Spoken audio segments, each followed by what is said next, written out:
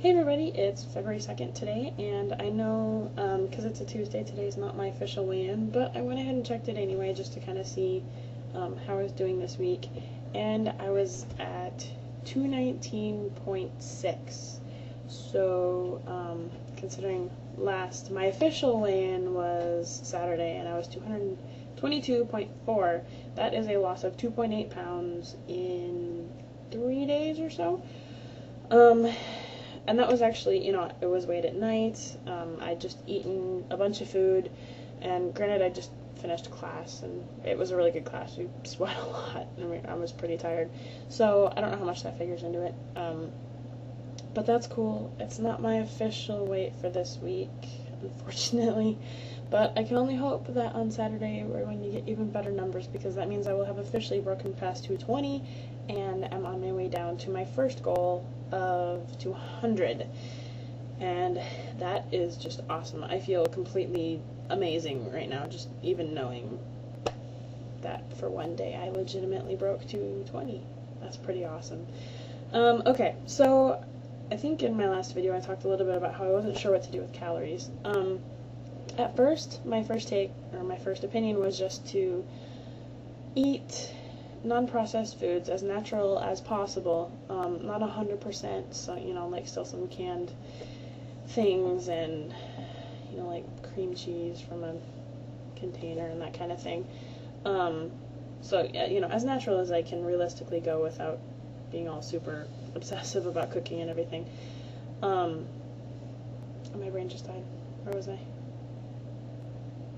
What was I talking about? I'm so tired. Oh my gosh. Where am I at? Yes, okay, so one of the previous videos, I'm a ditz today. One of my previous videos, I was talking about how I wasn't sure whether to count calories. Yes, I was originally going to just make sure that I was eating non-processed foods and not worry about calories at all, and just more listen to my body, and if I was full, I would stop eating. If I was craving something, I'd kind of evaluate the craving, drink water before going and eating anything, having tea, that kind of thing, to kind of curb, like, sugar cravings and that sort of thing. But, like if I'm craving a salad, go eat a salad, stuff like that. But then I read something on Spark People, which I am using now, and it said that calories are units of energy. And that got me thinking. Even if I am eating healthy foods, and even if I'm eating what my body wants, how do I know I'm not eating too much of it? Now, granted, there's the whole fullness thing, but it just doesn't, maybe it makes sense to everybody else, but in my brain something's not adding up properly. So I was thinking about it, and I kind of went back and forth, and I finally decided on what I'm going to do. I am going to track my calories, both eaten and burned, as closely as possible, but not for the use of limiting the intake of my food, as most people do.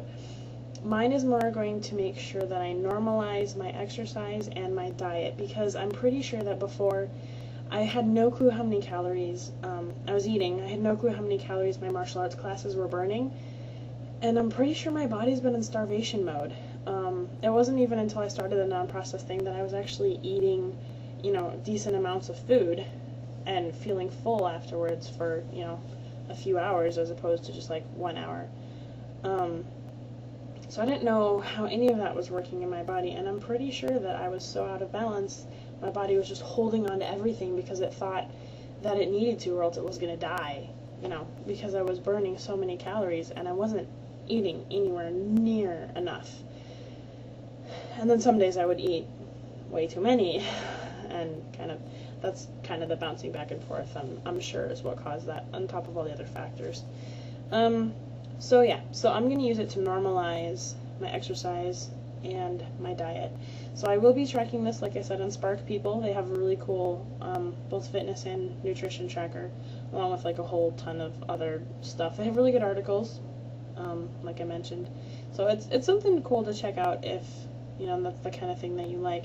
And I actually created a spreadsheet to mimic the below the yellow line that Jason and Ashanti are doing. And and so it kind of has a little red line, and it changes per day. See, that's my biggest difference, is I don't have just one goal for the whole, every day in the whole week. It's going to change, and I'll explain that in a second.